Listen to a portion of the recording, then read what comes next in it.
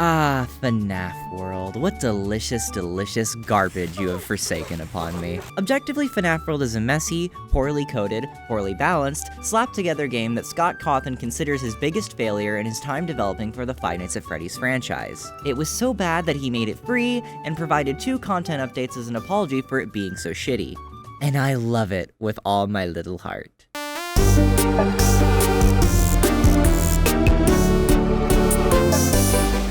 Despite being widely panned by critics and considered the black sheep of the franchise, FNAF World has attained a bit of a cult following as it aged. Like a fine wine, FNAF World only gets better as the world becomes more grim, and I, for one, plan to drink until I hit an early grave.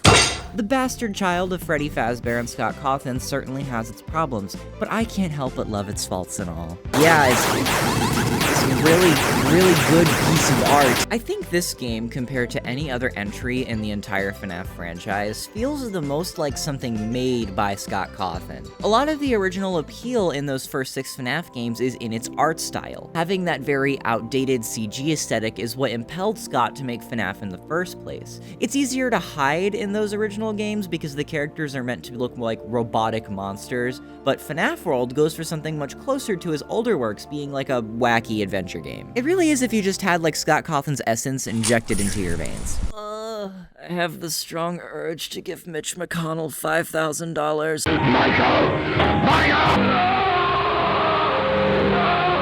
The main gameplay here is an RPG, and we're stretching the definition a bit thin here. FNAF World is notorious for its incredibly fast-paced, clicky-clicky, jingle keys action. You can select between 8 characters, each having 3 attacks, and these attacks usually do one of 3 things: deal damage, inflict some kind of status effect, or they heal your party. Considering the scope of the game, it's surprising to see how Scott managed to give what he could to each character in places like their attacks and animations. Almost all of them are tailored and personalized to one another. Every character gets love, and I mean every character.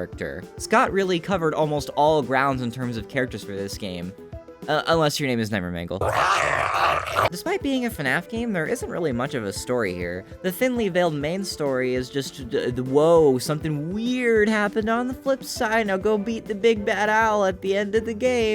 Unless you play the hard mode of the game, where you have to assassinate the guy who made it. I have basically summarized the entire self-contained narrative of FNAF World in like 2 seconds. The closest we get to anything actually relevant to the main FNAF story is the Find the Clocks path, where those weird yellow eyes guide you to set up the events of Happiest Day from FNAF 3. They say that the pieces are in place for you, and all you have to do is find them. Kind of implying this weird meta, not meta thing where you have to go find the minigames to get the good ending, but it also could be Cassidy telling Michael to go set the spirits in FNAF 3. Who even cares? FNAF 3's ending is made completely irrelevant with every preceding entry in the franchise, but whatever. You gave Golden Freddy cake, that's gotta count for something. There's something about the design of all the enemies and the environments that's filled with so much charm. Like, I don't know, looking at Bounce Pop makes me happy. Like, look at the little guy, I like him. This game just thrives on its simplicity, and it's a super fun RPG if you don't actually like RPGs and you just like watching keys jingle. However, as I stated earlier, this game received a lot of controversy,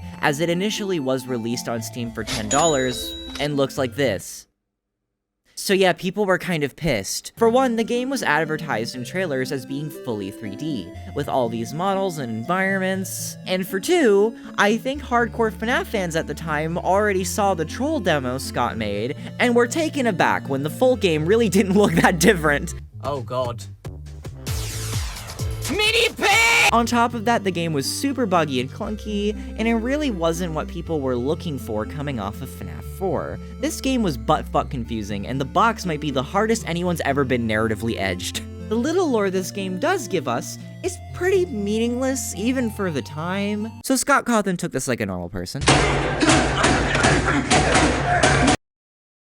Scott delisted the entire game off of Steam, and then promised to redo a lot of it and make it completely free.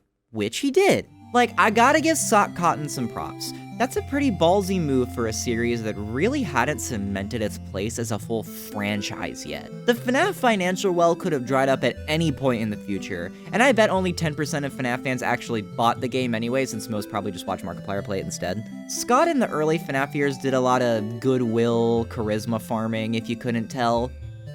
Too bad he lost it all in a single evening. But yeah, the 3D upgrade came out, and FNAF fans gave it a big old thumbs up. People liked it. At least for the most part, I think.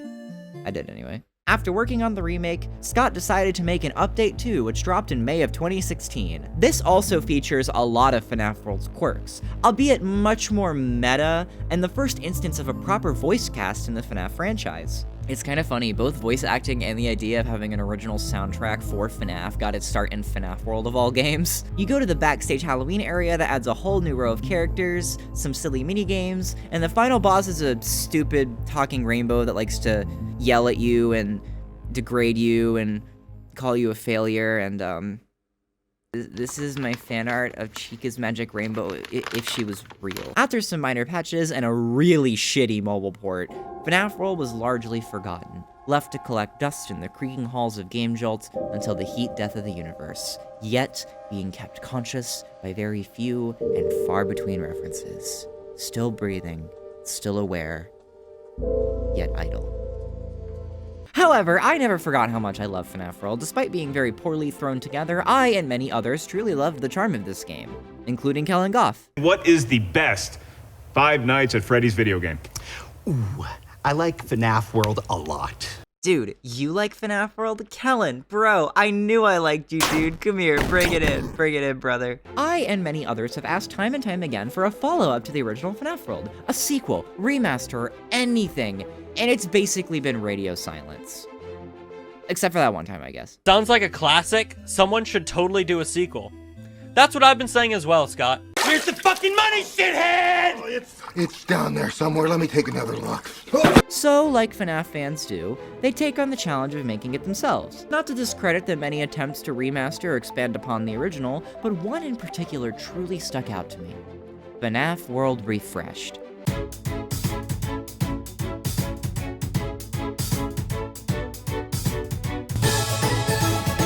FNAF World Refreshed is a fan remaster of the original game that seeks to completely refresh the base game, completely retooling and rebalancing the gameplay, adding more depth to stuff unexplored in the original, adding new areas, new characters, redoing the graphics, etc, etc, etc. This game as a 1.6 is jam-packed with new content. That's not even counting the fact that the team aims to create a quote-unquote Update 3, which would be a continuation of the story from where Update 2 leaves off. Gray Man having created and been killed by Circus Baby, you can see the fun times on the title screen, so it's pretty apparent where they plan to take it. Headed by lead developer Pyturret and contributed to by all of these people, this remaster just makes me so happy. FNAF World at its core has two main parts to its gameplay: exploration in the overworld, navigating various areas while solving a few puzzles, and the battle system where you select different characters and utilize upgrades to defeat stronger and stronger enemies as you progress through the game. You know, like an RPG. A lot of FNAF World's appeal to me was the breakneck pace that the battle system went at. It feels like an attempt to replicate the resource management style gameplay FNAF was known for at the time, taking a bunch of obstacles and possible threats that you have to combat and weigh out with different tools. There weren't really turns in the same way a traditional turn-based RPG is formatted. The enemy's attacks are constantly on a timer, and you have to defeat them as quickly as possible while keeping your team alive. But a big issue with FNAF World's combat system is it isn't really the best at telegraphing information to the player. Not only does this game not tell you what different attacks do, the game also doesn't tell you your enemy's health. So a lot of the time there's very little strategy at play when you're actually fighting enemies. By the end game, it just devolves into spamming strong attacks and gift boxes over and over until the enemies are dead. Or in Update 2's case, they just make up new types of threats to deal with that forces you to use new kinds of attacks. All buffalo and babies will be beaten senseless by every able-bodied patron in the bar. FNAF World Refreshed does a ton to change up the combat system and truly flesh out what the original was trying to do. Firstly, all characters now have a total of 5 different attacks. 4 base attacks and 1 special move that you can use when this meter fills up on the right. This adds new usage to characters that seemed incredibly one-note originally. Chica, for example, had no attacking moves in the original game, however she gets Bite in this version. Is it necessarily the most useful attack? No, but it just shows that the developers here tried to actually balance out the characters' movesets to make them seem more multi-purpose, even if most still have a specialty. Good job, Chica. You've been promoted from stereotypical girl support character to stereotypical girl support character with a biting kink. The special moves tend to be shared between a few characters, usually spamming a single attack or doing a ton of healing for the party. These can be really useful, especially for more difficult encounters later on in the game, and some special moves can be a bit of a curveball for character typing. Mangle has no healing moves, however her special attack is a healing move. My personal favorite special move is Mass Slasher because the big number goes up and I get to kick my little feet. Characters have unique classes now that specify what their intended use is in battle, and all attacks actually have a proper description in the character selection menu, which helps a lot in learning what they do. When you obtain a character, all this information is presented to you as well, so the game is doing plenty to properly showcase the tools at your disposal. This is incredibly helpful in adding strategy to the game. Not only is the combat more fun and involved, it also forces you to more properly plan your attacks and methods, since the game opens up the opportunity for complexity by telegraphing more to you. So it's like the keys jingle, but I actually get to touch it sometimes. This doesn't even count the mountains of new content already present. 20 new playable characters, tons and tons of moves at your disposal, and a completely new coat of paint that makes the game much more visually tactful. You can also disable flashing effects and the screen shake in the option menu, so if the chaotic visuals get too much to bear, which is already an issue in the original FNAF World and is even worse here due to a lot more going on, disabling these helps a lot. There's also new modes to play. Adventure is one most are familiar with, where you play through the game normally. Fixed party mode returns, where you're stuck with the same 8 characters the entire game. And lastly, a Nuzlocke mode. This is a popular challenge category for RPGs that's built into this game. Every death is permanent, so if a character dies in battle, they're gone for good. This is really where you'd put your skills as a FNAF World head to the test. There's also some mode modifiers too. These can make the game experience more traditional, or throw in some character mix-up with rainbows. What the fuck is rainbows? Huh, this seems pretty standard so far, nothing really changed. Okay, first enemy encounter. Oh fuck. No, wait, chicken, no! Let's finally get started, and I'll show you the wonderful world of pure FNAFimation. Refreshed FNAF World Animation. Refreshed, I don't know, this is the, shut up. Psst. Hey, kid, look down here. Under the bed.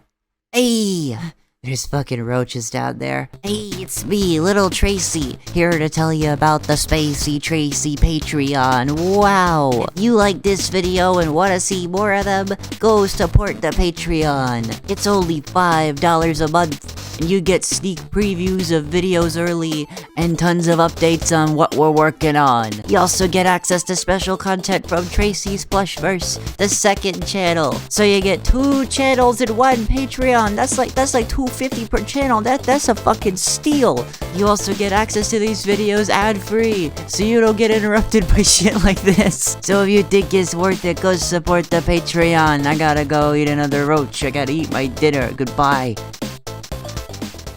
Starting a new game, we're shown a little intro cutscene. This is a good example of what I mean when I say this fan game sticks out to me. I feel like it's really faithful to Scott's original art style for the game, and while it does add its own creative flair and level of absurdity to it, it's just so faithful to the spirit of FNAF World. Fredbear's dialogue is mostly the same, though he's sporting his brown hat and bow tie from the FNAF 3 minigames. Not entirely sure why, but maybe that's something to do with the clock ending that's been cut out of this version. I really hope they manage to add more cool stuff to the clock ending. I think that'd be neat.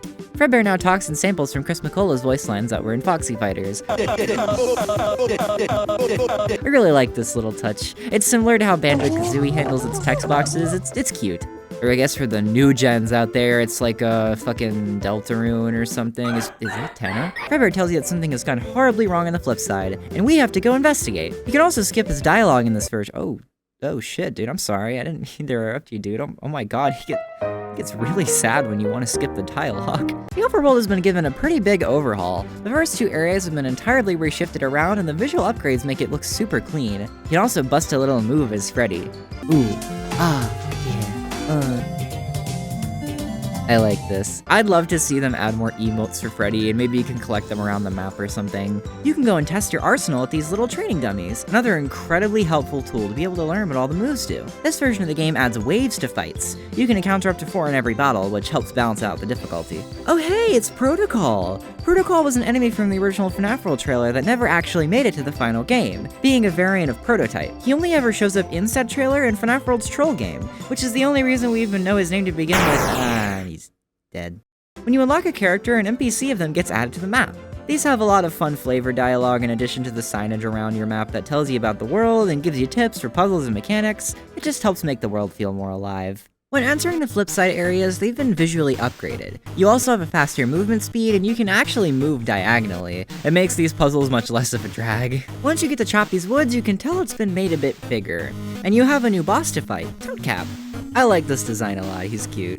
Basically every area has a boss now, and it's very fun to see the new designs that have been made up.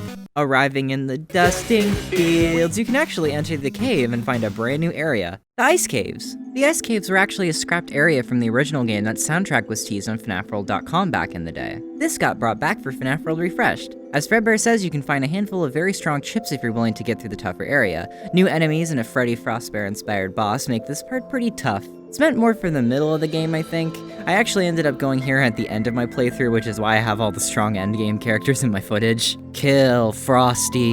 Aw, look at Dee Dee's little standby Lily Gear Lake. Isn't she cute? I suppose this is a good time to talk about the first 3 new characters added. Lolbit, Mendo, and Dee Dee have all had visual upgrades to their stands, and all 3 of them are now playable characters. Lolbit can be unlocked by collecting all the bites in the main game. Mendo has a boss fight you unlock when getting all the defense upgrades, and Dee Dee's fishing minigame can sometimes spawn a pearl with Dee Dee's hat on it. If you catch the pearl with the hat, you can unlock her. All 3 of them have pretty neat attacks. I especially love Lolbit. Their Bite Bash and Lol Stop can be pretty useful and are very fun to use. Crossing Lily Gear Lake to get to Black Tomb Yard, and you'll notice another new boss. It's a big living tombstone. Oh, these guys got jokes. Well, I'm about to make him the dead tombstone.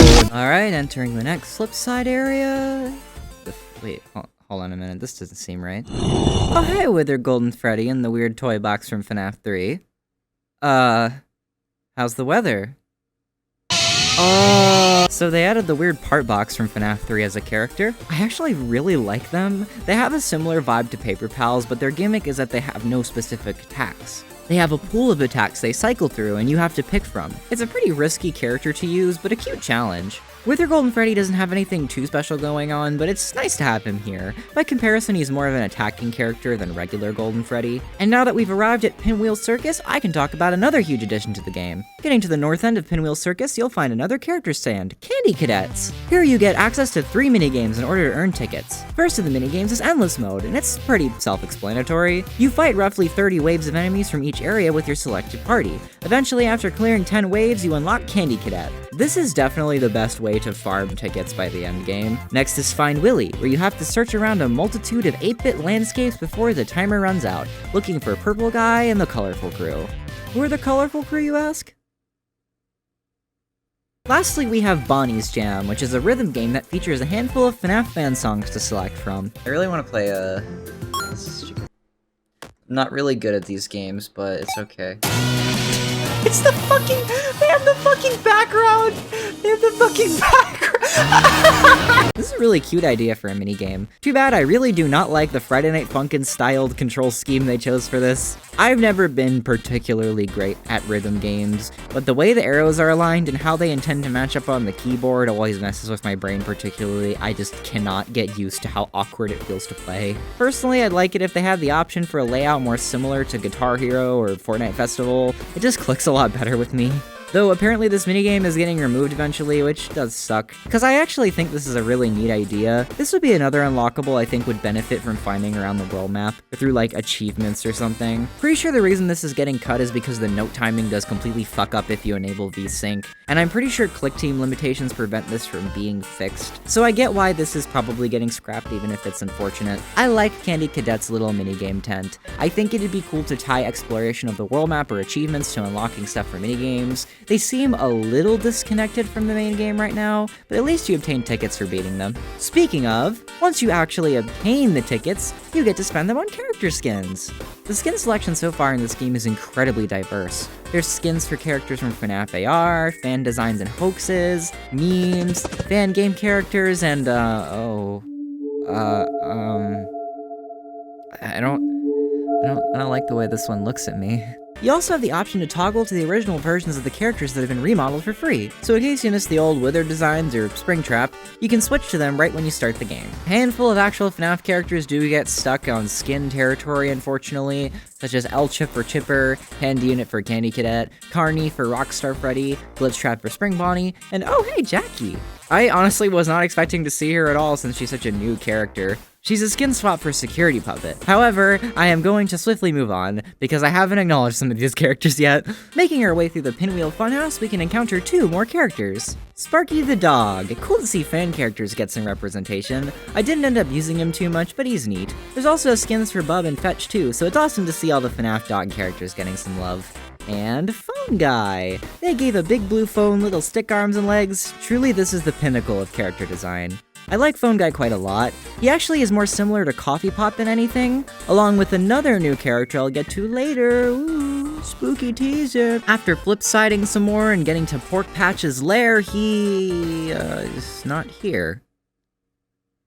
Die, pig! Welcome to the first new area of the game, the Backwoods. This is a swampy area that has swampy enemies and some swampy bosses to fight for chips. You can also encounter another new character, Salvage. This character is inspired by the prediction visual for FNAF 3's first teaser. He has some fun attacks. I particularly like Thriller, getting to throw a fire axe similar to Springtrap in Dead by Daylight. Springtrap actually also has this move added to him. Dreadbear jump scare! You can encounter Dreadbear in a random boss fight in the Backwoods. He's a bit tough, but he has some strong attacks like Dreadbite and Gear Turn, which are fun to use. There's also another Endo to join the family, Nightmare Endo, if you remember the, thing from earlier.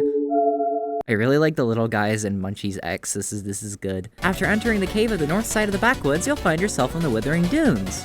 You know what that means, fellas? We're going to the Wild West. Around these parts, you'll find yourself in a bit of a pickle. The mechanic of this here area is similar to that of the Ghost Lair. The dust pelt in your peripheral will slowly drain your health over time. You don't get no access to Bubble Breath yet though, so it's much weaker than that.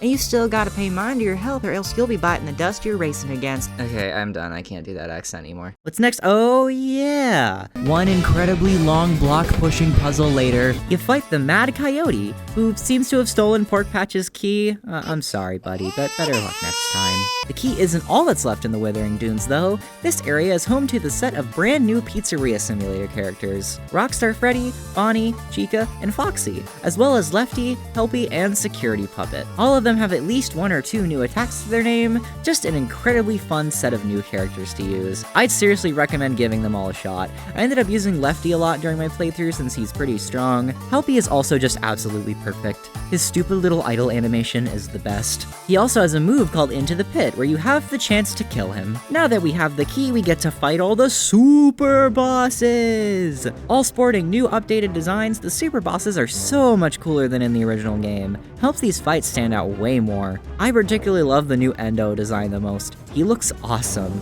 And now that we've unlocked all the gates, we finally get to fight the Security Owl.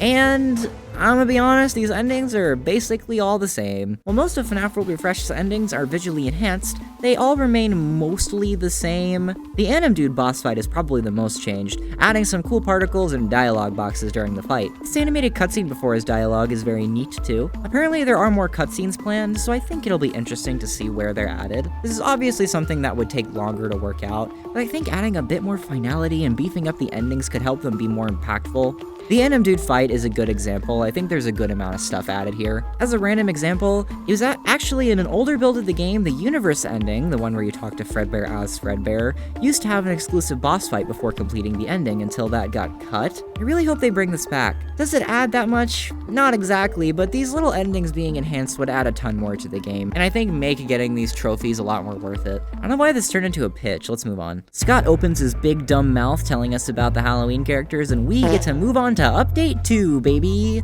We enter the Gray Man's house and he warns us to come back later. One Fredbear-shaped midlife crisis later, and we're off to deactivate the minigames and find the backstage Halloween characters. Update 2 received quite a few additions from the original. First of all, there are now actual encounters in the backstage area with a whole new set of enemies. It gives us a nice place to grind and test out the Halloween characters we get back here. The team is apparently slowly overhauling all the minigames to make them more high quality. The only finished one in this build is Freddy in space. And I gotta say, what an upgrade. Freddy's moveset has been completely redone, and he can now dash, crouch, aim, and use a super move. The controls are so much tighter, and it feels more like a proper Mega Man clone, which I assume is what inspired Scott to create this minigame to begin with, since he talked about really liking Mega Man 2 a lot. Also, I just want to say, Coffee Pot got a new model, and I think they're very cute. Foxy.exe is the same, there's nothing really new going on here. Oh shit, I dropped my fucking water. Oh, fuck, hold on.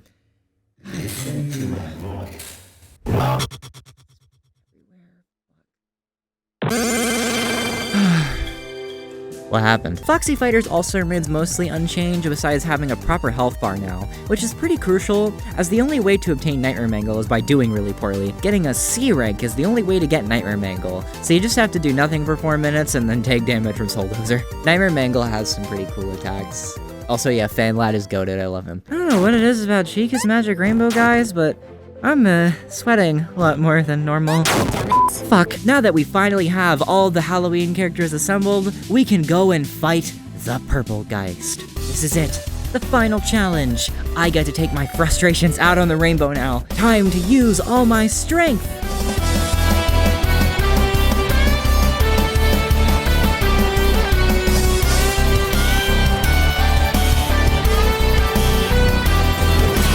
Yeah, we did it! What the fuck was that? Upon beating Chica's Magic Rainbow, you're once again face to face with the Gray Man, telling you that he has created something terrible. Circus Baby. Scott Cawthon's fucking dead. Touch mine. Bye. And you take the wrench sitting on his desk, and then it cuts to credits. Hooray! We did it! FNAF World Refreshed is just such a delightful remaster of this game. It's amazing to get to see the potential this game originally presented, so fleshed out and full of new life. I had a blast playing it. And I might have gotten all of my script and voiceover done before they released 1.6.1, so now you got an excuse to go play it yourself. Discover all the funny little secrets I didn't talk about in this video. I wish PyTurret and the rest of the team all the best of luck. What's been done so far is incredible, and I can't wait to see the new ways they're able to continue to improve and expand upon FNAF World. It's truly the FNAF World 2 we've all been waiting for. You ever feel like you're forgetting something? Oh, fuck, right, the purple key! Alright, let's load the game back up. Why the fuck is there a stock PNG of a wrench? Oh, if you turn around when entering the Geist Lair, you can find a big locked door. That's where you can use the purple key on it. The Purple Geist! This must be the true Purple Geist we've all been waiting for. There's no rainbow here this time to stop our epic encounter. I'm here to finally show this Purple Geist what for! The training dummy has ascended, we're fucked. No stopping now, I have to finish this.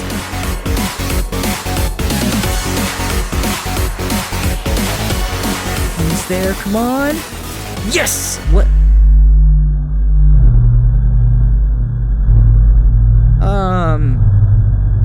What the fuck? Should I be scared?